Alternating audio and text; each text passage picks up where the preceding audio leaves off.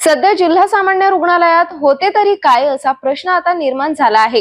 येथे डॉक्टरांवर जीवघेणा हल्ला तर याच रुग्णालयात रुग्ण नातेवाईकांच्या साहित्यासह रक्कम लंपास अशा अनेक घटना वारंवार घडत आहे।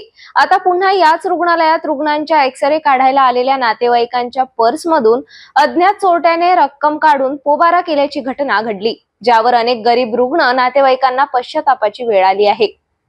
अमरावती जिल्ह्यातील एकमेव रुग्णालय हे जिल्हा सामान्य रुग्णालय समजले जाते। याच रुग्णालयात अनेक व्याधींचा उपचार घेण्यासाठी शहर ते मेळघाटातील सर्वसामान्य कुटुंबातील रुग्ण नागरिक दाखल होत असतात। मात्र याच रुग्णालयाला आता अनेक समस्यांनी घेरल्याचे दिसून येत आहे। रुग्णालयात रुग्णांचे नातेवाईक झोपले असले की या ठिकाणी रात्री ठिय्या देणारे चोरटे सक्रिय होऊन नगदी रक्कमसह अनेक साहित्यांची चोरी करीत असल्याच्या घटना घडत आहेत। काहीच दिवसाआधी येथे सेवा देत असलेल्या डॉक्टरवर हल्ला करण्यात आला होता। ती घटना संपत नाही तर आता पुन्हा याच रुग्णालयातील एक्सरे विभागात एक्सरे घेण्यासाठी जमलेल्या रुग्ण नातेवाईकांच्या बॅगेतून नगदी रक्कम लंपास केल्याची घटना घडली। एका महिलेच्या पर्समधून भर दिवसा 3000 रुपये काढण्यात आले तर दुसऱ्या महिलेचे 500 रुपये काढून अज्ञात चोरटा पसार झाला। एकीकडे हेच रुग्णालय प्रशासन रुग्णांवर उपचारच करतात का असे चित्र एक्सरे विभागासमोर दिसून आले। माझे 500 रुपये तिन्ही फोन उघडे करून होते। माहित पडलं का काही? नाही माहित काहीच नाही पडलं। लमकलेली पर्स मी गर्दीने नाही देऊ राहिली एक्सरे, पण आता ती बाई सांगू राहिली मी पाहू राहिली माझे तिन्ही फोन उघडे आता माझ्याजवळ 500 रुपये होते। 500 रुपये नोट होती 500ची फक्त 3000 सुनीचे सुनीच्या बॅगेतले। माहित पडलं का तुम्हाला काय? 3000 काहीच नाही।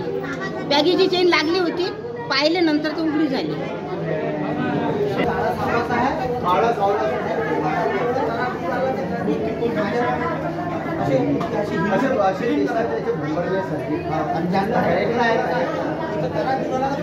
काय घटना काय घडली? अरे मी तिथं उभा होतो एक्सरे घ्यायसाठी, तर माझ्या मिसेसच्या मागे एक लेडीज अधिक होती आणि त्या लेडीजच्या मागे तो खूप उभा होता। मला वाटलं की बा तो एक्सरे घ्यायसाठी आला, पण जेव्हा आता खुल्ला बोलू का सर पूर्ण बोलू द्या। हां, तर तो आणि त्या बाईच्या इथं हात घुमू लागला, तर मी असं पाहूनच राहिलो।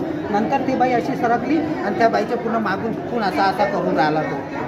मी मग माझ्या लक्षात आल्यावर मी खवळलो सर त्याच्यावर आणि मी म्हटलं तू जल्दी से भागता बोला, तेर से ज़्यादा हम जी आहे, तू जल्दी से निकल जा। गरमच झालो तुम्ही, गरम कोणावरून राहिलो तुम्ही त्याच्यात जसा गरम झालो मला जल्दी चले जाणं, एक ढोसे मी गिरायला तर पडाला तो।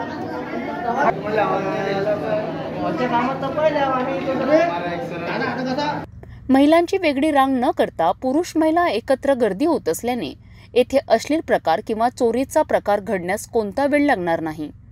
नागरिकांनी पोलीस चौकीत जाऊन घटनेची माहिती दिली असता पोलिसांनी धाव घेतली, मात्र तो चोरटा रुग्णालयातून पसार झाला।